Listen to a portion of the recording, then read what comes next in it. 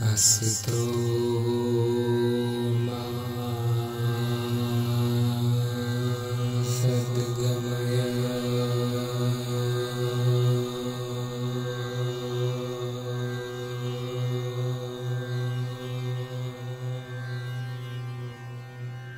You must have experienced this tendency of the mind to repeat endlessly the negativity. It does not matter if you have total knowledge. It does not matter if you have realized the self. The mind refuses to accept the superiority of the self. It keeps doing the job of repeating the old things and cooking up new scenarios, imaginations that are also mostly negative. We call it worry. It does not stop. No matter how aware you are, no matter how intensely you focus on this mind, its tendency is to fall back to a repetitive pattern. Most of the time, the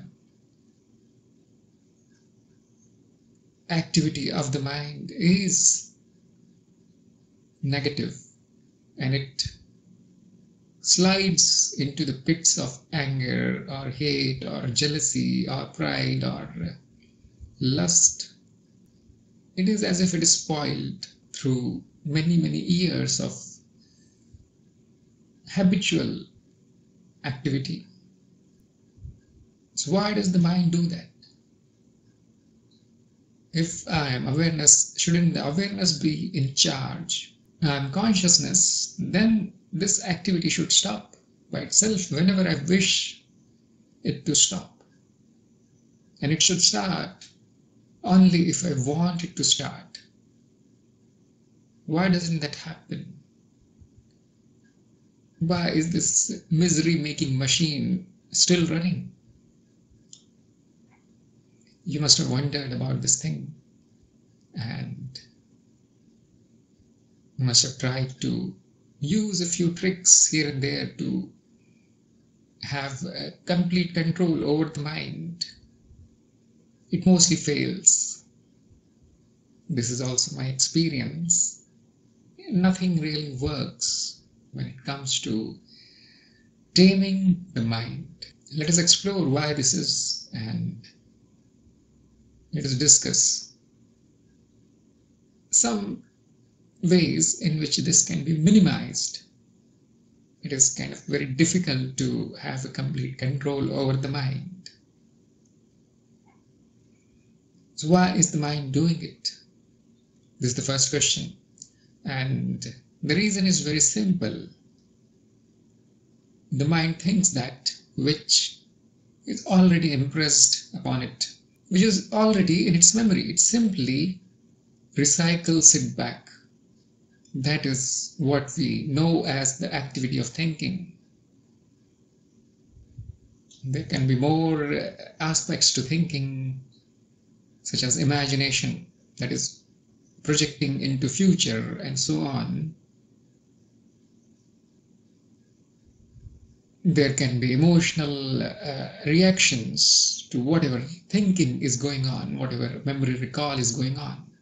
Life means experiences, and experiences are continuously being impressed upon the memory.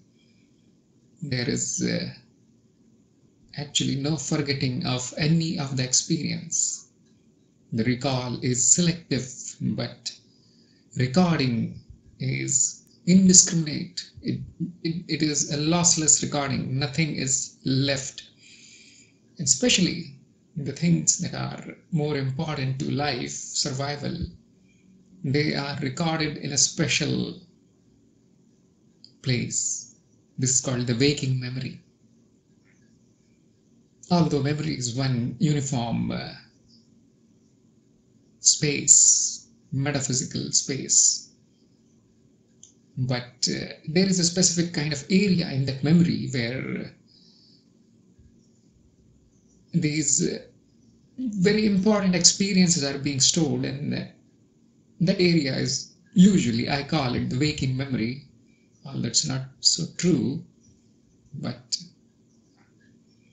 that is all we can access in the waking state. That's why we call it the waking memory. And experiences of our daily concern, mostly related to survival, are getting stored there. And when the mind has nothing to do, when there is no immediate question of survival or entertainment, then the memories, they activate and they are actually played back. This is a very automated mechanism in the mind. It's a process in the mind, and it is impossible to stop it. People won't believe me if I say that. It is impossible. This is something very basic nature of the mind, that when it is not experiencing anything important, it will start experiencing the memories. It will repeat them. The reason is the mind is structured like this.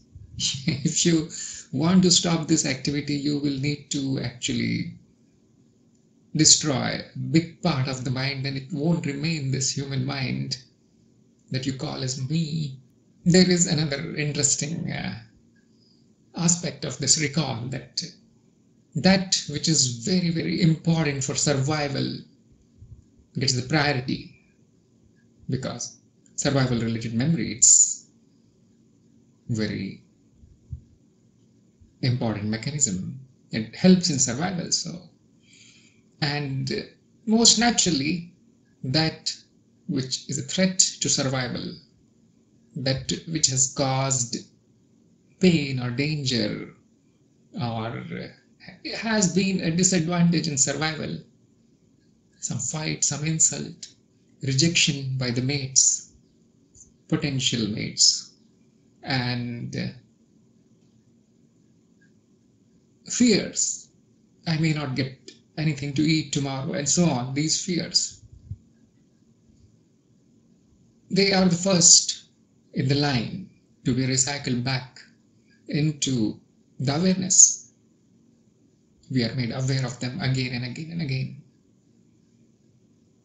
And so, because of these natural mechanisms, the mind creates misery, even though the current experience is totally peaceful. There is nothing to worry, there is nothing to do regarding the current experience, but it continues, it keeps vomiting these experiences.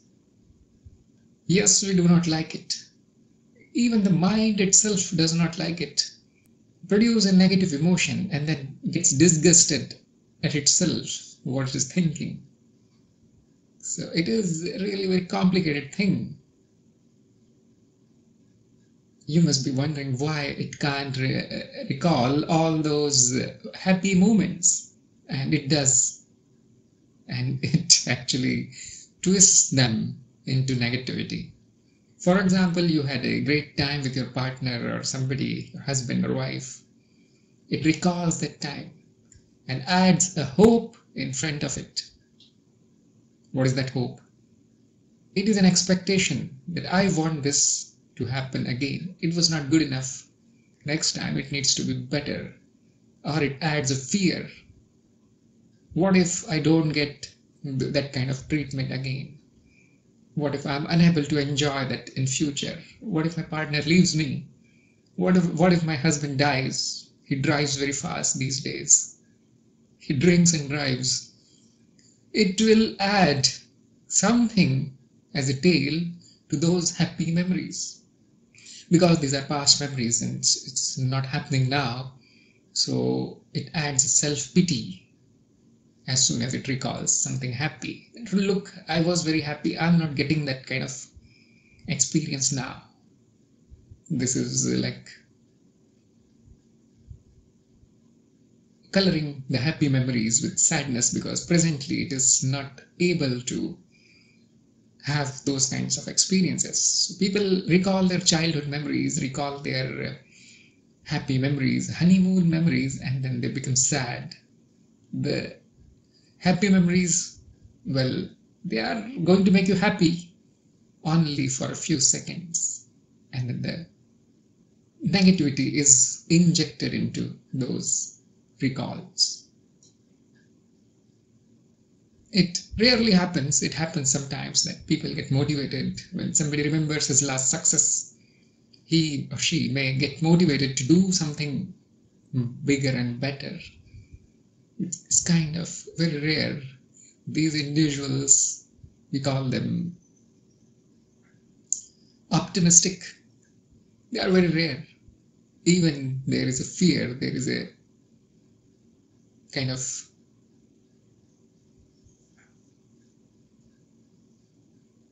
clinging to the past experiences when it is recalled, in case of optimism also. So most of the time, the mind simply converts everything into trash, everything into very negative, dark emotion of some kind. If it happens every day, if it cannot be stopped, then it is called depression. Because this affects other processes in the mind, and the mind says, I need to solve this first, I will not do anything else unless I find a solution to this. And of course, what can you find? How can you solve the past? It's not possible. So it enters a lethargic kind of state. It does not want to do anything good. It simply wants to sit and recall it again and again and again till it dies. There is hardly any intelligence there in these processes. I was talking to somebody and she said, why does the mind like? The mind loves to create negativity. It does look like that. It is its favorite activity, but no, it is a very natural thing for the mind to do. It does not do it because it likes it, or there is not much preference here. There is no freedom here. Some people are so tired of this activity that they say, why do I keep doing this? Why can't I stop this? And even if I stop it, it starts again.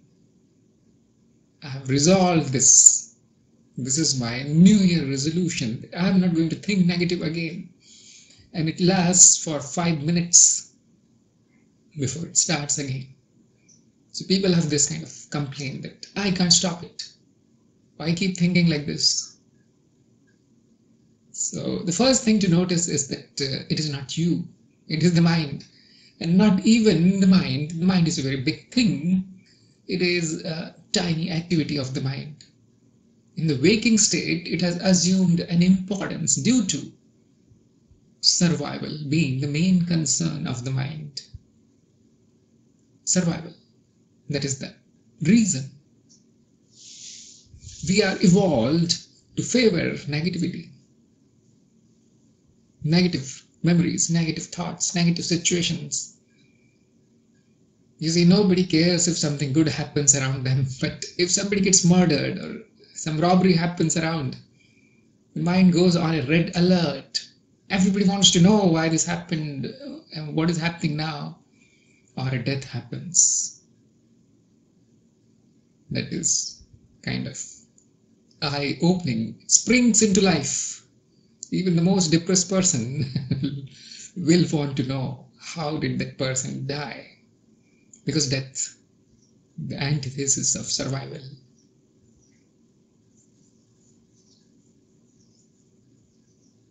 So we should first separate the I from the mind from this process, very mechanical process. And this is the good news, that this alone can bring a little bit of peace in the mind. This is also conditioning. It's not awareness thing. So make it a habit to label the negative thoughts, the repetitive activity of the mind, imagery of the mind, as something else, an experience that is happening besides you, in front of you, away from you. It is kind of installing another program in the mind, another process in the mind that follows this automated process. Initially, you will need to make some effort to remind yourself and think like this because it's not your habit. And slowly, with time, it should become a habit that whenever the mind throws up something which is fearful, full of anger, worries, and so on, you can remember that this is mine, this is a process, this is survival related, it is automated, it's not me. And this alone can give you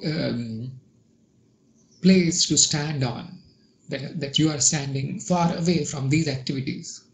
As soon as you identify with that, as soon as you say, no, this is me, and I am suffering, so then there is no hope.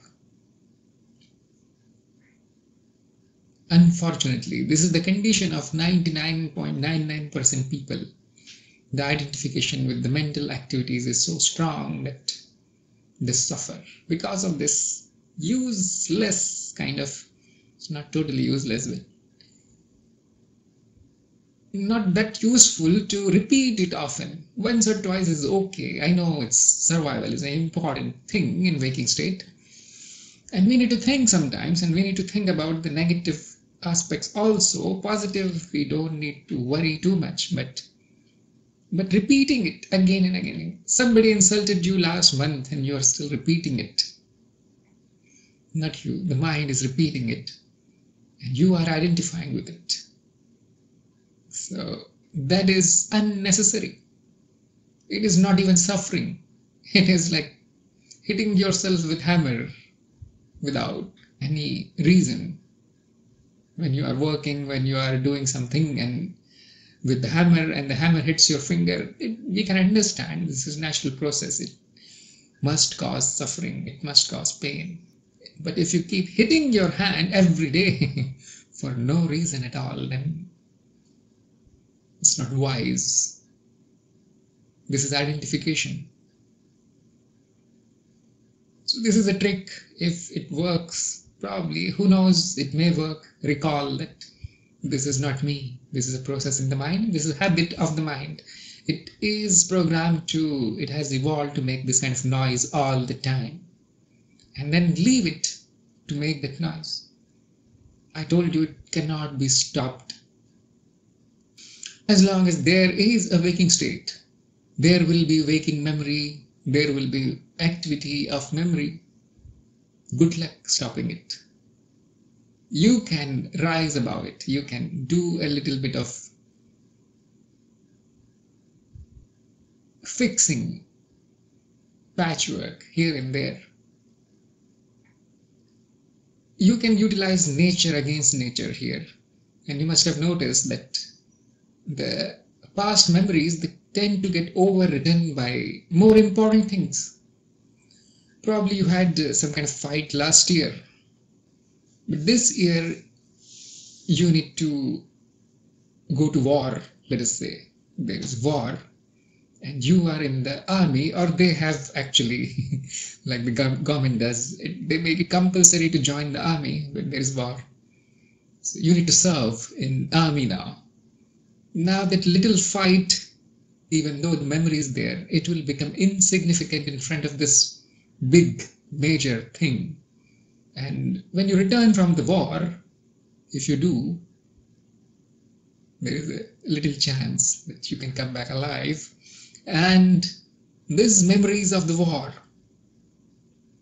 will actually totally overwrite that little fight that you had with your friend. I'm giving you a strong and obvious example. But you must have noticed that as we proceed with our day-to-day life, And the past memories, they get overwritten by new incidences. New things keep happening every day. And the mind then recalls them instead of the old things. So older the memory is, the less it is recalled. This one other rule, you can note down the rules, note down the laws of the mind, how it operates. This is another thing to note, that older it is, the less often it will be recalled. And there is another rule, that stronger negativity gets recalled more than the weaker negativity, just like in the case of war. So more it will recall the latest, and it will recall the worst. So we can actually take advantage of this tendency or these flaws. We can hack into it, and we can overwrite the negative memories of the past with something which we are doing right now. Sometimes they say that the time heals the wounds, the mental wounds. This is true because the past experiences, they get overwritten by something new. As long as there is life, something or the other will keep happening in your life, and the recent events, they get repeated, they get recalled more frequently now. Just like I told you, it does not matter whether it's happy or sad, the mind will twist it into something disgusting. So this one way, let the time pass. Do not be disheartened that, oh no, this thing cannot be stopped and it will go on for all my life. Yes, it will, but the contents will change. So time clears the past a little bit, not totally. And more intense experiences you have, they will overwrite the less intense experiences. So waiting for mind to forget about or to not give importance to small things in your life, this is one trick. Another trick is to engage in something so intense that the mind gets no time at all to think about minor issues in your life. I'm not saying you go to war every day, no. Do something which is so intense, which you like so much, in which you are absorbed totally. And it should be important. It should not be merely a distraction. It should be something which is very important to you and connected to survival, even if it is not survival related. You can connect it to survival, like earn more money or something like this. And the past things will be overwritten. They will fade out somewhere. In this intensity, the mind will recall that which is presently important. I said it will be overwritten, but that is not really true. Nothing gets overwritten. Simply, the mind has a less preference now to recall those less important. It gives them less priority. Whatever happened in the past will be forgotten. It does not mean that it will be erased from memory. It means the mind won't bother you too much. There is another way, just like I said, awareness. Awareness will not stop the process. Awareness does nothing. I am pure awareness. I am consciousness. And I do nothing really except being conscious, except being aware. Just watching. There is no power in awareness to do anything. It has no will. It allows everything unconditionally. Whoever does is the mind. It has preferences. It wants to do this and that. It is the experience itself. The experience in motion is mind. So what happens is that the awareness shines a light on the intellect, the higher layers of the mind. And you must have seen there is a delay when the mind is thinking. It goes on thinking without stopping. There is almost like a train, it runs. As soon as there is awareness, it stops for a few seconds. And the intelligence wakes up. The higher layers, they wake up. And we get 2 seconds to actually stop the train of thoughts. A fraction of the seconds. And it starts again. So you can utilize this. And again, a fault in the mind. There's a back door in the mind. You can hack into it. The awareness, as soon as it shines the light, the mind stops. The intellect rises. And there is the stop switch. There you can switch the mind into something else. This is also temporary. If you do it always, if you're always aware, then actually the suffering is destroyed. The mind cannot now produce a suffering. It cannot say, I am doing it because the awareness has shown you that no, it is not me, it is mind. The mind has started again. Some thought like this may be there, which is okay. Or you can even say, I stopped it, which is also okay, but it's not true. The mind stops itself. That is the only time where the intellect can interfere and push it to something more useful or positive. You can try. You can try to substitute positive thoughts.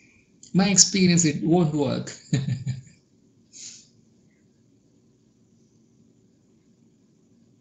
It's kind of very stubborn. Positive thought is seen as artificial, fake, and the mind has, even the lower mind has this much intelligence that these thoughts are being forced on me by I really don't want to think them, the positive thoughts, and it refuses to take the train. But if you do that often, I mean, by doing, I mean the habit of becoming aware is installed in the mind, and if it does that often, then suffering will be gone. The mental processes, they don't stop. Do not try to stop them. It's not really recommended. The distance from mental processes, that is possible. That is possible by being aware of the activity of the mind. Whatever it is doing, you need to be aware. There can be slips in awareness, which is also okay. Who wants to be aware 24/7? It is too much. You need to be aware only when the negativity goes beyond control and you can now see its effects on the body. Like the body will start shaking, the face may turn red, the temperature may rise, or the body may become lethargic, it just gives up. When this happens, it means the higher layers need to intervene. It's time for awareness to take the wheel and let the awareness drive for a while. So we can get rid of suffering actually. We cannot get rid of mind. Hopefully this will clear up some things for you. This will make the nature of mind obvious to you, and this will help the awareness a little bit. This will cause a little bit of detachment from the mental processes, and it is guaranteed that this will cure the suffering. Even if you suffer for a few minutes or even for an hour, when the awareness returns, and it will return, these words that you are hearing, they are also being impressed on your mind, on your memory, and these also will be repeated. This knowledge is forever. The mind will recall it. Even if you don't know, it will recall, it will see. And even if you have suffered for a few minutes or few hours, In the light of this knowledge, this suffering will be seen as totally made up, a fake suffering. Actually, this awareness is so magical that you will see that all this suffering that you suffered all of your life is mind created, is mental, is artificial, is fake. You will realize that you never suffered in your life. You will see the suffering as an illusion created by the mind. Not only the past few hours you were suffering were fake, they were an illusion, they were just a process in the mind and reactions of the body, and a lot of garbage is there in the mind. Not only that, whole of your suffering, all the past suffering, all the present suffering, and all the future sufferings that are going to come, it is also guaranteed that there will be more suffering. But it will be seen in the light of this knowledge, this light of awareness. It's all fake. It's all illusion. You will never take your mind seriously again. That is the key. I gave you the key. Don't take it seriously. Whenever there is a necessity to act, if it is a question of survival, the body acts, the mind acts. This organism, it acts. It is programmed to act since millions and millions of years. It knows best to act. And you must have noticed that when it comes to action, this repetitive process, this suffering creator, is of no use. The mind is going to trash it when it comes to important jobs. So one day somebody said that, oh, this mind, it does this thing, and I'm kind of fed up with this activity of the mind. Actually, they did not use this kind of words because these are words of a seeker, spiritual seeker. Ordinary people, they use ordinary words like, I'm fed up, I'm always worried, I'm always thinking bad and bad things happen and so on. Why is this happening? And I said, again, the war metaphor, it's kind of useful here. I said, if you were in the midst of a war, you see, if bullets are showering, if they are dropping bombs on your head, everybody is dying, everybody is being shredded to pieces, the buildings are collapsing, would you get time to suffer? Would you get time to get depressed? And will there be any time or priority to engage in self-pity? And that person was kind of shocked. Yes, it's not possible, really. It is not the reality. That's why you can be free from this. The reality is present moment. Whatever is happening here, it's all perfect.